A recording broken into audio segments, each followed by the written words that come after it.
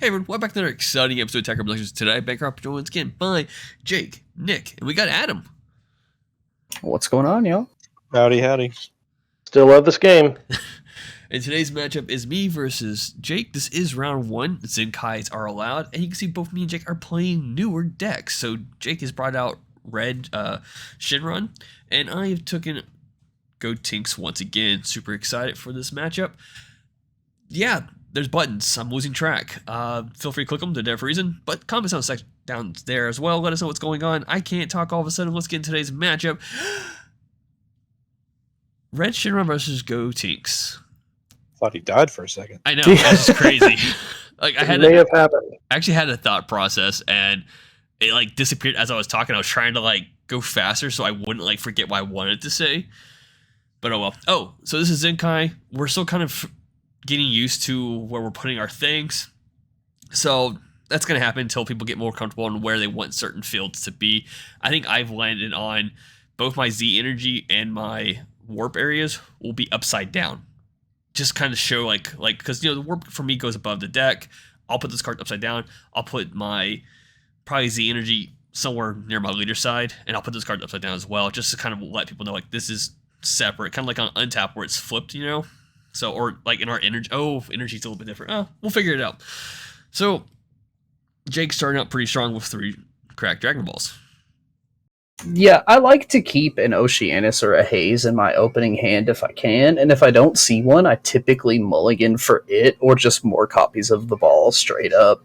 If you can get Awakened on turn 1 or 2, which is totally possible with this deck can be really oppressive. But if you get stuck with a lot of Dragon Balls in life and have to go till 3 or 4, then things can get a little bit interesting. Yeah. Speaking of interesting...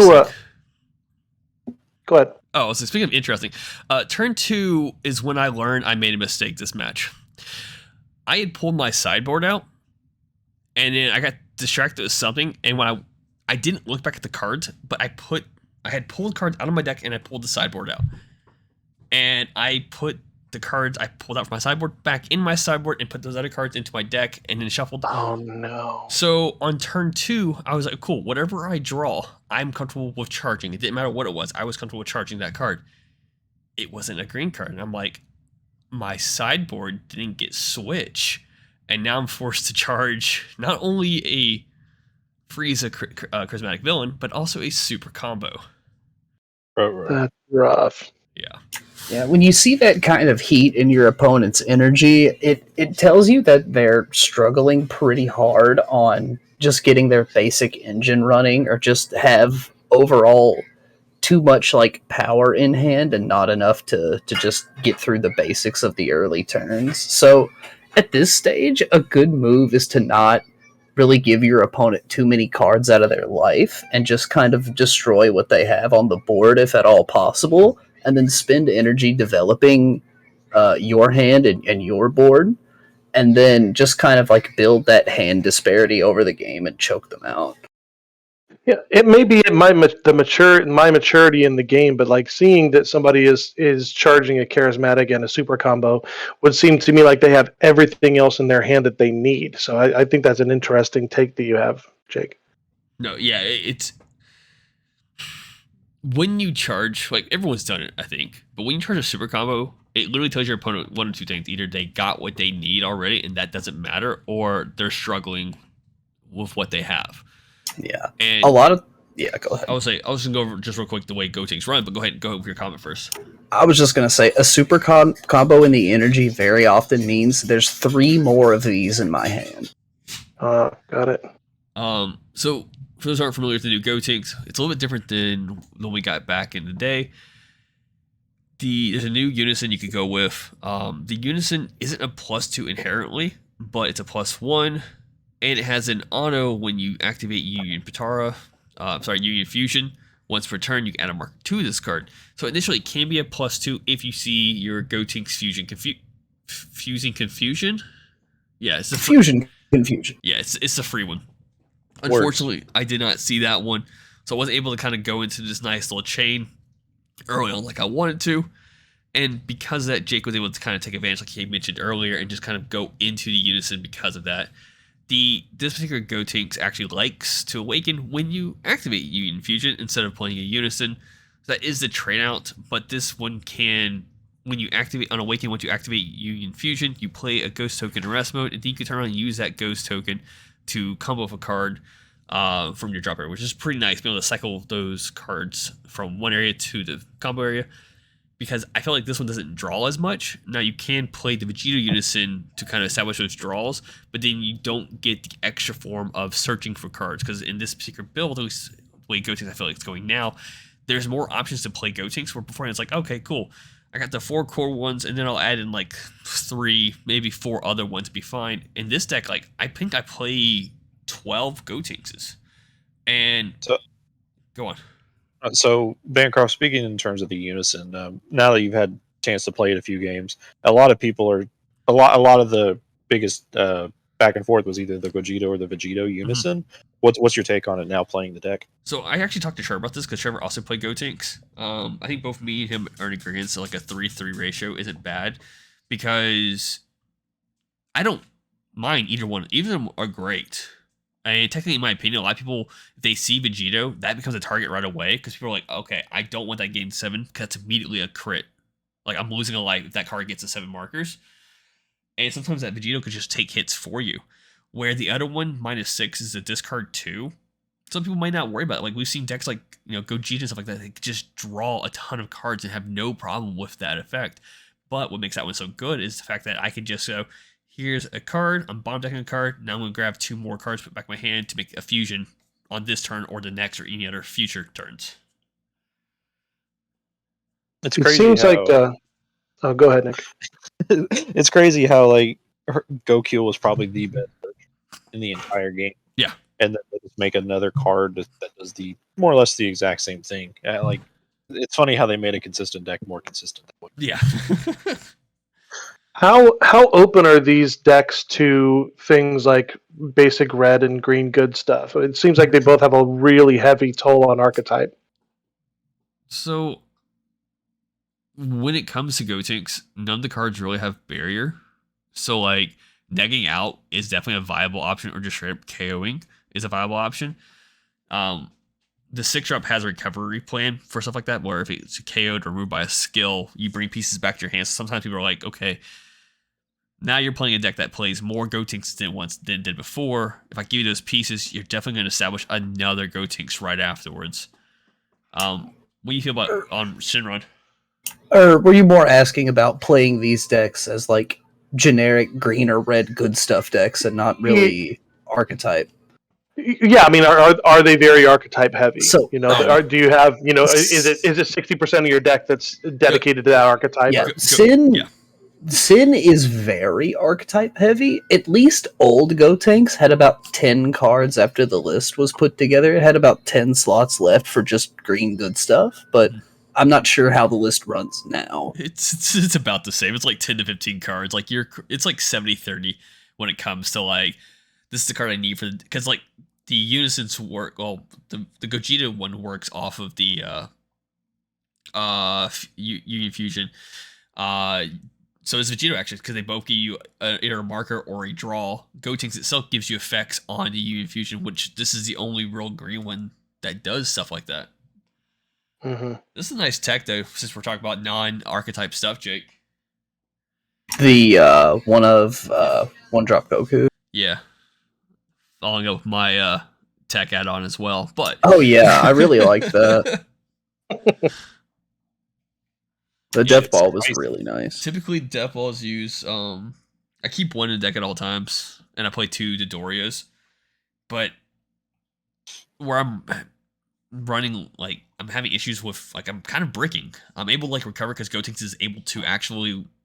That's a great thing about Gotenks. I always felt like, and everyone at the shop has heard me say this, like, oh shit, this is a bad hand, and it always is a bad hand. But the deck does so well at just being able to recover itself when you're in a bad situation. Now, of course, I've seen it go from bad to worse, but in most cases, it goes from bad to, I don't know how I pulled this victory off, but okay, cool, yay. So it's almost came like a meme. Like when I say it's a bad hand, people are like, whatever. Yeah. So like, it's happened too many times. Yeah, I mean, well, it is a bad hand. And in this case, like, I'm recovering grants. Like, I'm getting the cards I need to give me the stuff I need to continue going. And you can see here, because of like my early on breaking though, I chose not to charge a card, because if I would have charged a card, I felt like it would have affected my later turns. A likely story. Yeah, I remember you saying no charge, and I think at that point you had like what 4 or 5 cards in your hand. Yeah. And my reaction was kind of like, makes sense.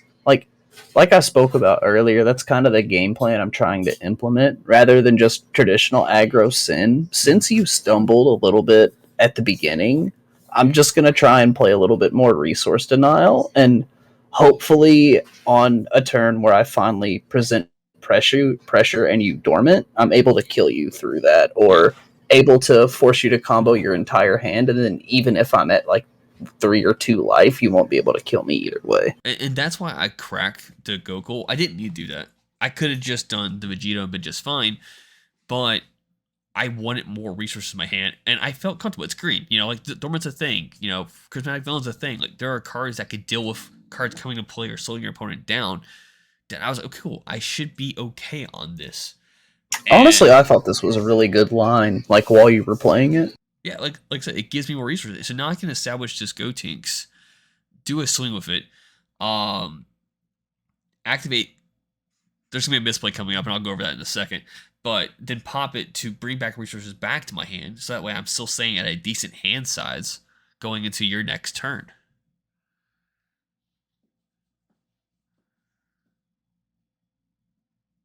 Yeah, I think at this point you're debating on whether to attack the leader or the Unison. Yeah, Because both are pretty juicy targets right now. Well, you didn't have a really big hand, and I didn't feel you get 2 point energy, and I didn't feel like I could beat you this turn. So I wanted to maybe focus more on the Unison, which gives you your free 1-drop play. It's an extra swing for you as well. And here I've already done 3 attacks, and on the third one you activate this. Now there's a line of play here that, because this is the first time I've got a chance to actually play this deck, that I completely looked over, and I can play a card for completely free, which I think I do play the card. Oh, I play Broly. Never mind. That works. So Broly's a fantastic card. It pops a card. Now I have a 30k swing, and I think I for some reason swing to your lead. Like, I felt comfortable now at the point where maybe I can put more damage on you, put you in a place to either expend resources. Was not expecting this next piece that you do though. Drum roll, please. Yeah, I'm thinking making sure this works the way I want it to. He's E-Awakens, which gives him that nice 5k boost all of a sudden. And I'm like, yeah, okay, that's a thing. He has double strike? Okay. Alright, and you keep this in mind now. Yeah, just a way to get out of that attack without having to combo anything out of my hand, because as Bancroft was saying, it is shrinking at this point, and since he's drawn so many cards from fusing and stuff this turn, the advantage that I have garnered over the course of the game is starting to slip a little bit, and honestly, at this point, I can feel the game turning a little bit, and if I don't do something pretty big on this next turn, then I'm probably not going to see my turn 5. So here I've established the Ghost token. I got a Veku on board. Gotenks Fusion Confusion, whatever it's called. And I'm swinging towards your Unison, I think, and you negate with a 4-drop. And I'm like, okay, cool. I didn't catch it. You didn't pay any energy at first. And then I think afterwards I kind of looked at it, I'm like, what? So yeah, I cracked this card early. And should be told, I didn't know what else to expect. And that's why I kind of cracked it. Yeah. The good thing about like Z Awakening on your opponent's turn is you go from not being able to cast Haze to being able to cast Haze like during your opponent's like decision making as far as combat goes, and that can really complicate things considering Haze negates an attack and then blocks, and then if it isn't dealt with, it's a 15k crit coming back at you. So this play, I didn't say it out loud, but I remember going in my head, this is either going to kill me or be a very good tech, and I crit the Homicidal Clones, which really sucked. But this card comes in play for 1 energy. You crit a life for it, which is great. The reason why I wanted to do it, though, was for its secondary effect. So it was going to be a 15k swing. I was just going to swing and then use a card from my energy to combo with, and then immediately crack it, bring it back to my hand. I think it's bring it back to your hand. Yeah. To search the top 5 cards for a Gotenks card and add to my hand. That way I have a Gotenks for the next turn. And as I said, I could just feel the advantage lead slipping, and I feel like that the pressure plus the regained card advantage off of looking at the top 5 was just too much. And even though it's not like a floodgate or a blocker, I felt like spending the Resolve Renewed was the right call. Yeah. No, it definitely was. And now I'm tapped out at 5 life. Even with Dormant, there's still a chance that you got this game. Syn has right now is a double strike, and also has a 8-drop that's a triple strike if correct. Yeah. So obviously, with it being green, we can see my hand right now. I have a Dormant. I just gotta figure out what to discard, and I discarded the extra Unison I got from it. So now you're kind of limited on your attacks, and I don't remember if you comboed up on this or not. But there's only like 5 or 6 cards in my hand, and of those 5 or 6 cards, 3 of them are super combos, and 2 of those super combos don't work, and I wanted to hang on to the other one. I completely forgot about Omega being a triple strike. I don't know why. Yeah. I just forgot he was a triple strike, or I would have comboed off the Chi-Lai Lima in my hand, just get out of that attack. I was debating comboing up on that leader swing, but I figured you would want the 2 life, and even if you didn't take the damage, I could just stop attacking and spend a little time developing my board, and then just leave plenty of energy up for defense, and then play an Omega on the next turn. So how many did you see off the super combos? Because I remember you at one point you went, oh, okay, because I had 3 when the turn started, and went in and got into another one. Gotcha. So here I'm just comboing the world. While I'm doing it, I feel like there's some combat trick here I'm forgetting about. And there was. I forgot he could combo from his drop area, but it wasn't as punishing as I thought it was going to be. So here I use the leader's effect to crack the Ghost Token and start comboing up.